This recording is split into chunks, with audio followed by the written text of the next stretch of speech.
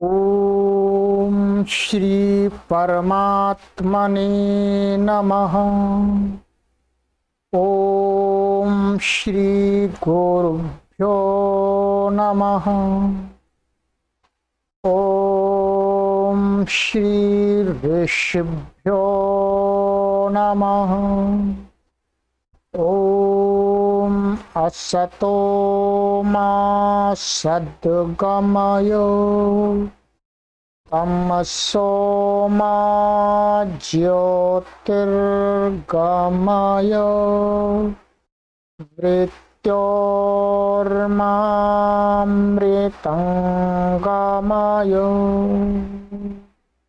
मृत्योर्मामृतंगमय।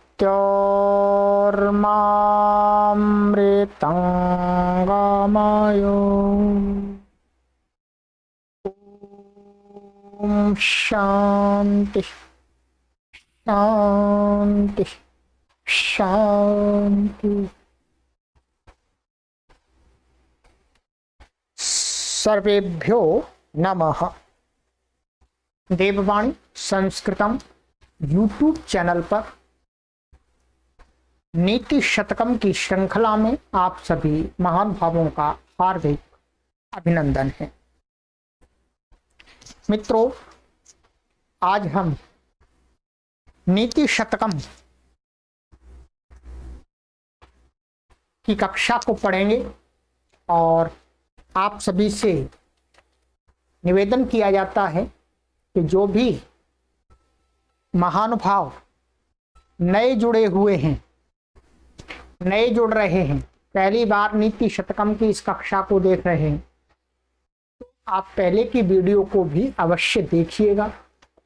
Playlist में column बना दिया गया है नीति शतकम। उस कॉलम में आप सभी कक्षाओं को क्रमानुसार पढ़ सकते हैं, जब चाहें तब। और मित्रों, आचार्य भर्तृहरि के द्वारा प्रणीत यह नीति शतक की जो अच्छी अच्छी बातें हैं, जो उन्होंने अच्छी अच्छी नीतियां बताई हैं, उनको करोड़ों लोगों तक पहुंचाने के लिए हम ये सीरीज बना रहे हैं, जिस सीरीज को आप अन्यत्र कहीं पर नहीं प्राप्त करेंगे। इन बातों को, अच्छी अच्छी बातों को अन्यत्र आप नहीं सुन सकेंगे, देख सकेंगे। इसलिए आपसे ये भी निवेदन किया जाता है कि इन अच्छी बातों को अधिक से अधिक प्रचारित एवं प्रसारित करें, अपने मित्रों को भी शेयर करें, वो भी इन वीडियो को देखें और जो हमारे आचार्यों के द्वारा बताई गई अच्छी अच्छी बातें हैं, उनसे जीवन में लाभ लें। चलिएगा, लाइक अवश्य कीजिएगा, शेयर कीजिएगा। यूट्यूब चैनल को यदि आपने अभी तक सब्सक्राइब नहीं किया है तो सब्सक्राइब अवश्य कीजिएगा और घंटी को ऑन अवश्य कर लीजिएगा, जिससे आपको सभी कक्षाओं के नोटिफिकेशन प्राप्त होते रहें। यह निःशुल्क अभियान चल रहा है।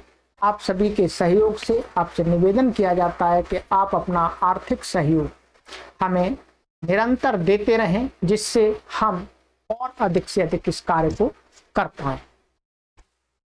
अभी तक मैंने आपको मित्रों 19 श्लोक पढ़ा दिए हैं। 19 श्लोक मैंने आपको अभी तक पढ़ा दिए हैं। आज हम 20वां श्लोक पढ़ें, या 20वां श्लोक आज हम पढ़ेंगे पहले। और ये विद्वत पद्धति चल रही है, विद्वानों की प्रशंसा की जा रही है, और विद्वान कैसे होते हैं, विद्वानों को क्या करना चाहिए, विद्वान कैसे सुशोभित होते हैं समाज में, वो सारी बातें बताई जा रही। आइएगा, 20वां श्लोक है और इसका जो छंद है वो आपको बता देते हैं। शार्दूल विक्रीडित छंद का इसमें प्रयोग हुआ है, जो निरंतर कई बार हमने देखा है श्लोकों में। शार्दूल विक्रीडित छंद है इसके अंदर, ठीक है। और चलिए श्लोक का उच्चारण करते हैं। केयूराणि न भूषयन्ति पुरुषं हारा न चंद्रोज्ज्वला न स्नानं न विलेपनं न कुसुमं नालंकृता मूर्धजा वाण्येकासमलंकरोति पुरुषं या संस्कृता धार्यते क्षीयन्ते खलु भूषणानि सततं वाग्भूषणं भूषणम्। आइएगा इसका अन्वय करते हैं, फिर इसका अर्थ करेंगे। अन्वय दिया है, पुरुषम न केयूराणि भूषयन्ति न चंद्रोज्ज्वलाः हाराः न स्नानं न विलेपनं न कुसुमं न अलंकृताः मूर्धजाः या संस्कृताः धार्यते, या विसर्ग नहीं होगा, या संस्कृता धार्यते कोष्ठक में एतादृशी एका वाणी पुरुषम समलंकरोति खलु भूषणानि क्षीयन्ते वाक् भूषणम सततम भूषणम भवति। बहुत सुंदर श्लोक दिया है मित्रों। आप अपने बालक और बालिकाओं को अवश्य इस श्लोक का भाव बताएं, उनको सिखाएं भी। आचार्य भर्तृहरि महाराज जी कहते हैं कि इस संसार में मनुष्य को कौन सुशोभित करते हैं, कौन सी चीजें सुशोभित करते हैं।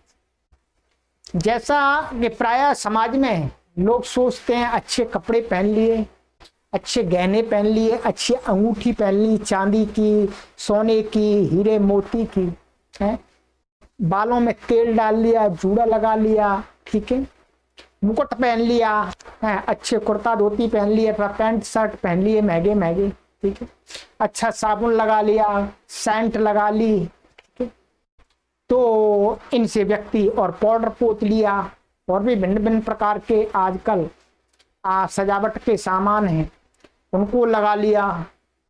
तो उनसे प्राय करके जो भी पुरुष या स्त्रियां सोचते हैं कि हम तो बहुत सुंदर बन गए, बहुत सुंदर बन गए, बहुत अच्छे लग रहे हैं जी, लोग हमको बहुत अच्छा कहेंगे। ऐसा प्राचीन काल में भी था, आज भी है और आगे भी रहेगा। ये मनुष्य की सोच होती है। कब उसकी ये सोच होती है? जब तक उसको रियलिटी मालूम नहीं होती है, उसको वास्तविकता का बोध नहीं होता है, तब ये स्थिति होती है मानसिक। उसी को आचार्य भर्तृहरि ठीक कर रहे हैं कि संसार के लोगों सुनो, विद्वानों सुनो, कि कहते हैं कि पुरुषम न केयूराणि भूषयन्ति। केयूर माने जो कड़े आदि होते हैं, कड़े आदि यहाँ पहने जाते हैं। अच्छे प्राचीन काल में जो दांत के कड़े पहने जाते थे, हाथी के दांत के कड़े बहुत अच्छे होते हैं, सुंदर। तो कहते हैं केयूराणि न पुरुषम भूषयन्ति, माने मनुष्य को ये कड़े नहीं सुशोभित करते हैं, ये उसको अलंकृत नहीं करते हैं। भूषयन्ति न चंद्रोज्ज्वलाः हाराः, और ना चंद्रमा के समान चमकीला चांदी का अथवा सोने का जो हार है, गले का हार, वो उसके पहनने से भी सुशोभित नहीं होता है, वो भूषित नहीं होता, अच्छा नहीं लगता वास्तव में, ठीक है। न स्नानम, और ना ही अच्छे अच्छे साबुनों से स्नान, शैम्पू लगा करके स्नान करने से व्यक्ति सुभूषित होता, अच्छा लगता है। न विलेपनम, न चंदन आदि, चंदन को पोत लेने से बहुत सारे लोग हमने देखे, आज आप भी देखते होंगे, पूरा माथा चंदन से पोत लेते हैं, यहाँ पोत लेते हैं, यहाँ पोत लेते हैं, छाती पे पोत लेते हैं, ऐसा पोत लेते हैं, ऐसा पोत लेते हैं, कई इधर भी लगा लेते हैं, इधर भी लगा लेते हैं चंदन, ठीक है, हाथों के उंगलियों के ऊपर चंदन लगा लेते हैं और ऐसा सोचते हैं कि हम तो बहुत बड़े महान पंडित बन गए, हम तो बहुत बड़े ज्ञानी बन गए, अरे हम तो बहुत अच्छे लग रहे हैं। परंतु आचार्य भर्तृहरि महाराज जी कहते हैं बेकार। अरे चंदन पोतने से कोई अच्छा आदमी नहीं बन जाता, मनुष्य अच्छा चंदन पोतने से नहीं बनता, विलेपन करने से नहीं बनता भाई, ठीक है। चंदन के ऐसे ऐसे और यहां पर ये लगाने से व्यक्ति मनुष्य सुशोभित नहीं होता है। कहते हैं न कुसुमम, और मालाएं बहुत लोग पहन लेते हैं, अच्छी अच्छी मालाएं पहन लेते हैं, फूलों की मालाएं पहन लेते हैं अथवा सोने चांदी हीरे की मालाएं पहन करके सोचते हैं कि अरे हम तो बहुत अच्छे लग रहे हैं।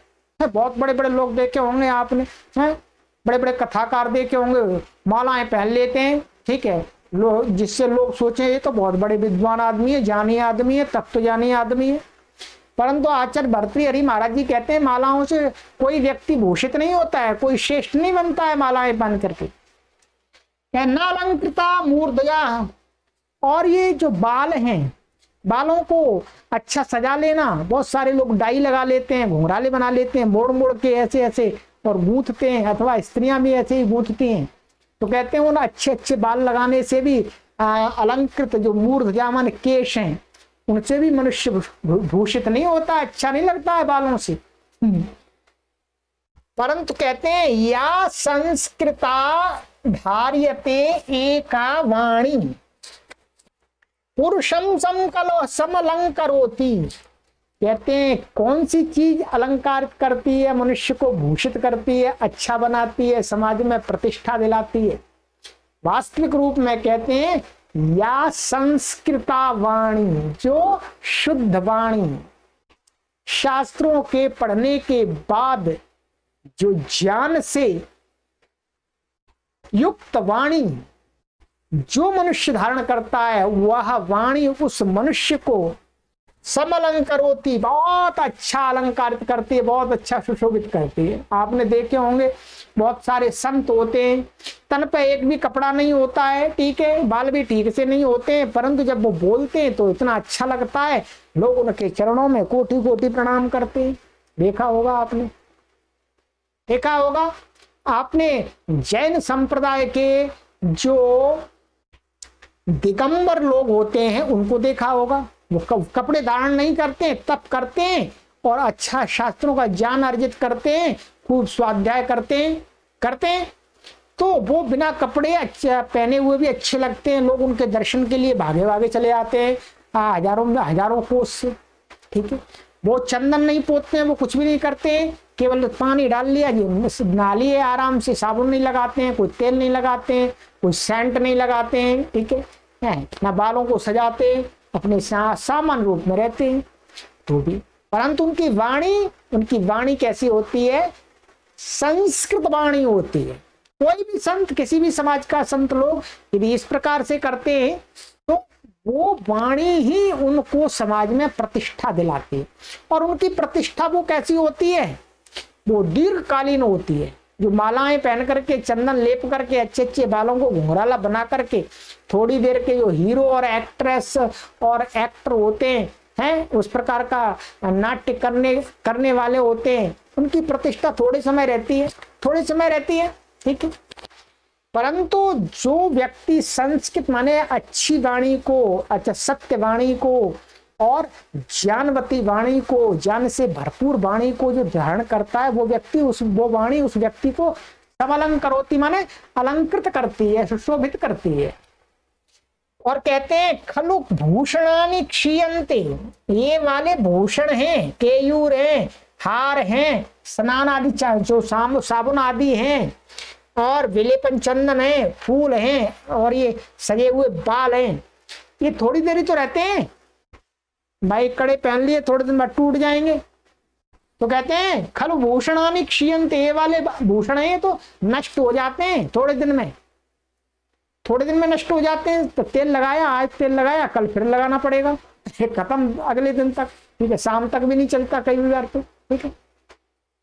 तो कहते हैं ये भूषण तो, ये जो आपके ऊपर ही भूषण है, ये तो नष्ट हो जाते हैं, कहते हैं वाग भूषणम सततम भूषणम भवती। और जो वाक रूपी भूषण है, जो अच्छी वाणी सुंदर वाणी रूपी जो आभूषण है, वो तो कहते हैं सततम माने हमेशा, भूषणम भवती वो हमेशा भूषण रहता है, वो नष्ट नहीं होता है, नष्ट नहीं होता है, ये ध्यान रखेंगे।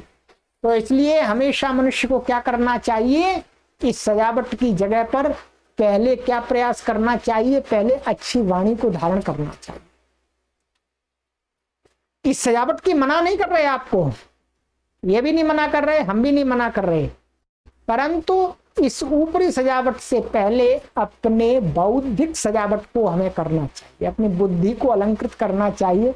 बुद्धि को बढ़ाने के लिए, बुद्धि को अच्छा बनाने के लिए हमें स्वाध्याय करना चाहिए, अच्छी अच्छी पुस्तकों को पढ़ना चाहिए। ठीक है, ये बात इसमें हमें सिखा दी। चलिएगा एक बार और पढ़ लेते हैं श्लोक को।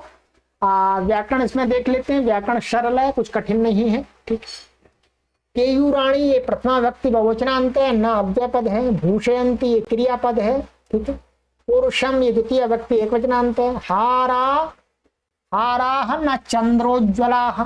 ठीक है, और ये यहाँ विसर्ग है, या संधि का संधि होकर के लोप हो जाता है। वो भगो अगो अपूर्वस्य योषी और हली सर्वेशाम से क्या है, यहाँ पर लोप हो जाता है इसका।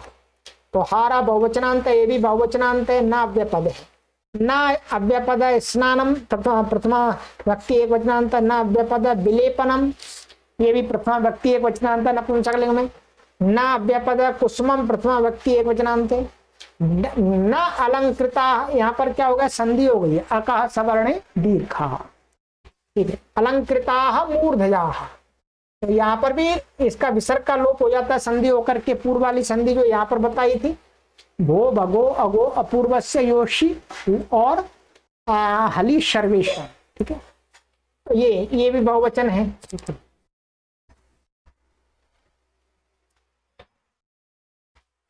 वाण्य का, तो वाणी एका एकोणची लग गया है तो संधि हो गई है वाण्य का।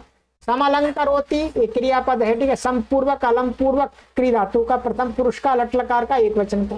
पुरुषम द्वितीय व्यक्ति एक वचनांत। या ये यत का स्त्रीलिंग का है, प्रथमा व्यक्ति एक वचन का। संस्कृता यही प्रथमा व्यक्ति एक वचन। धार्यते धार्यते ये क्रिया कर्मवाच्य का है।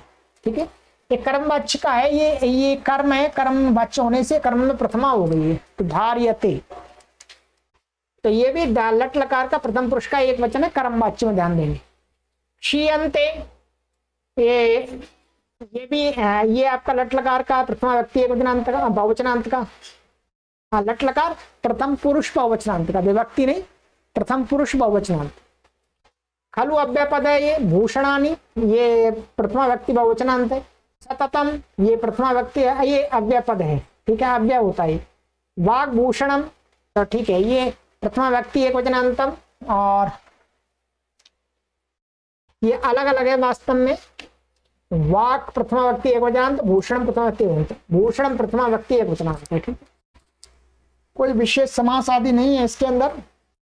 ठीक है, तो ये इसके अंदर दिखा दिया, सामान्य सभी मैंने आपको बता दिए। चलिएगा अब इसका एक बार और उच्चारण कर लेते हैं। सुंदर श्लोक है, आप अपने बालकों को जरूर इसे पढ़ के सुन के सिखाएं। केयूराणि न भूषयन्ति पुरुषं हारा न चंद्रोज्ज्वला। न स्नानं न विलेपनं न कुसुमं नालंकृता मूर्धजा। वाण्येका समलंकरोति पुरुषं या संस्कृता धार्यते। क्षीयन्ते खलु भूषणानि सततं वाक् भूषणं भूषणम्।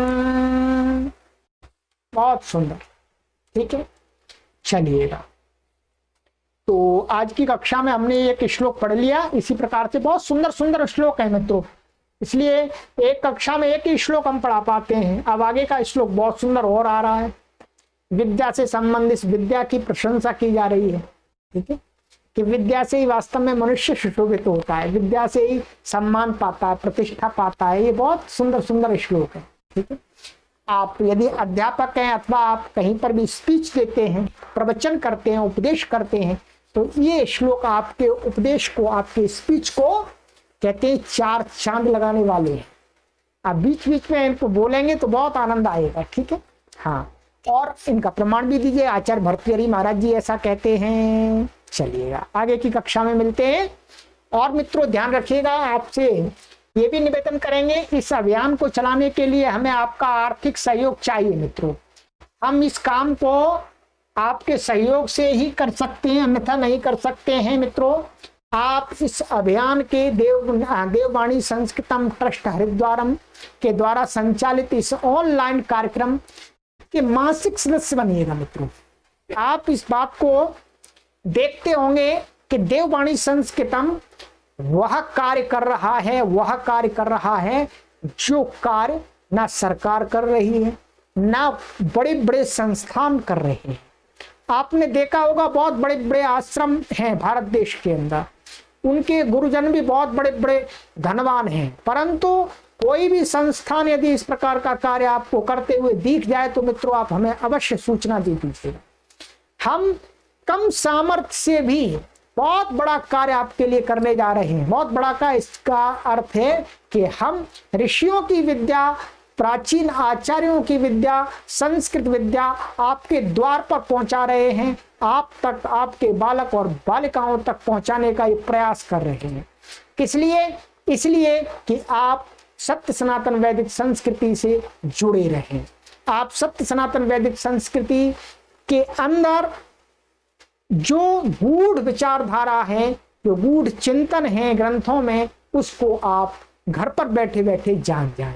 इसलिए मित्रों आपसे मेरा निवेदन है, इस अभियान को चलाने के लिए मुझे धन व्यय करना होता है, इस व्यवस्था पूरी बनाने के लिए, और स्वयं में निस्वार्थ भाव से सेवा देता हूँ। कोई सैलरी नहीं लेता, कोई तनख्वाह नहीं लेता हूँ, मैं स्वयं इसमें निस्वार्थ भाव से ये कार्य करता हूँ। तो मित्रों आपसे मेरा निवेदन है कि आप इसमें मासिक सदस्य बन जाइएगा। अपने सामर्थ्य के अनुसार आप 501 रुपए के मासिक सदस्य बन जाइएगा। प्रति माह अपना हमें सहयोग भेजते रहिएगा। ये मत कहिएगा कि हम फीस दे रहे हैं, आप फीस नहीं दे रहे, आप संस्कृत भाषा और प्राचीन जो ऋषियों की विद्या है उसके प्रचार प्रसार में सहयोग दे रहे हैं। हम फीस नहीं ले रहे हैं किसी से, हम शुल्क नहीं ले रहे हैं, ठीक है। आप 501 रुपए का हमें सहयोग दीजिएगा प्रति माह, आप 1100 रुपए का सहयोग दीजिएगा मित्रों, आप 5100 रुपए का सहयोग दीजिएगा हमें, आप 11,000 रुपए का प्रति माह सहयोग दीजिएगा। ऐसा मैं आपसे आग्रह पूर्वक निवेदन करता हूं। क्यों? क्योंकि यदि मेरे पास में आपका सहयोग आएगा तो मैं इस कार्य को और विस्तार दूंगा और अधिक से अधिक चीजें आप तक पहुंचाने का प्रयास करूंगा। पैसा कमाना हमारा ध्येय नहीं है, ध्यान रखेंगे। पैसा हम अपनी जेब में रखते ही नहीं है, हमको पैसा इकट्ठा करना ही नहीं है, ये हमारा सिद्धांत है।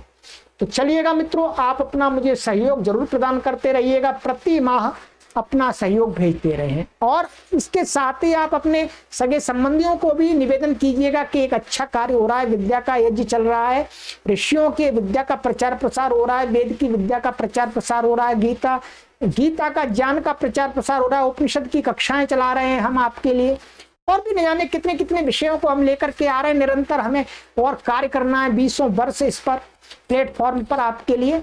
तो निरंतर आप सहयोग देते रहिएगा, उनसे भी सहयोग कराइएगा। आप सभी को प्रणाम करते हैं। सर्वेभ्यो नमः।